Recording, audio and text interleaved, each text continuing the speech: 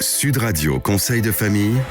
Avec Domitis Invest. Choisissez Domitis Invest et investissez l'esprit libre avec des loyers sécurisés tous les mois, que votre bien soit occupé ou non. Bonsoir à toutes, bonsoir à tous, bonsoir Stéphane Moller. Bonsoir Olivier. Le président et le fondateur du cabinet via Wealth Management. On va répondre ce soir à Sandrine qui nous écoute à Bron et qui nous pose une question que je trouve tout à fait intéressante. Elle nous demande pourquoi en France nous avons autant de supports d'investissement financiers différents. On s'y perd un peu, vous les évoquez régulièrement, c'est vrai. Mais il y a, Stéphane, des dizaines de types de contrats financiers. À quoi servent-ils ?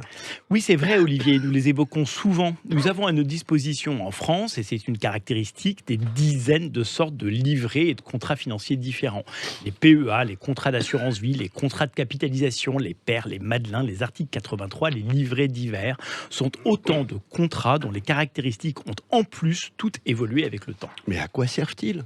Eh bien, le dénominateur commun de tous ces contrats est le même. Et voilà comment on en justifie l'existence. En France, nous avons une très forte fiscalité sur les produits financiers, c'est-à-dire sur les dividendes et sur les plus-values d'actions. Si les titres sont détenus en direct, c'est-à-dire sur des comptes titres, donc sans être encapsulés à l'intérieur d'un contrat, la fiscalité est due immédiatement à chaque fois que nous vendons des titres avec une plus-value ou à chaque fois que nous percevons des dividendes. Un exemple peut-être ? Alors si j'achète pour 100 € d'actions Danone et que je les revends 200 € quelques années plus tard, je réalise une plus-value de 100 €, c'est-à-dire la différence entre mon prix d'achat et mon prix de vente. Je devrais donc m'acquitter d'une fiscalité de 30 €.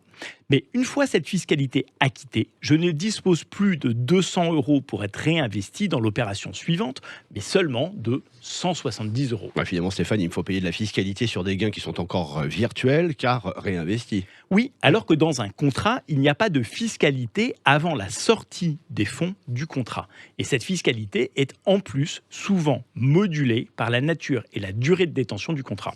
Mais pourquoi y a-t-il autant de contrats ? Eh bien parce qu'ils ont tous leur spécificité et ils ont toute une fiscalité spécifique. Certains permettent de déduire les impôts lors de la souscription, comme le PER par exemple.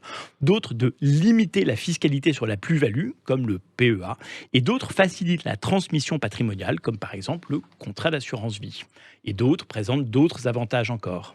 On aura l'occasion d'y revenir. Merci Sandrine pour cette bonne question. Ça nous a fourni l'occasion d'un rappel et c'est toujours utile. Et cette chronique, comme toutes les autres, à retrouver en podcast sudradio.fr.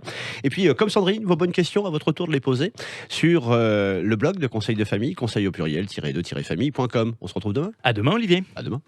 C'était Sud Radio Conseil de famille. Avec Domitis Invest. Choisissez Domitis Invest et investissez l'esprit libre avec des loyers sécurisés tous les mois, que votre bien soit occupé ou non.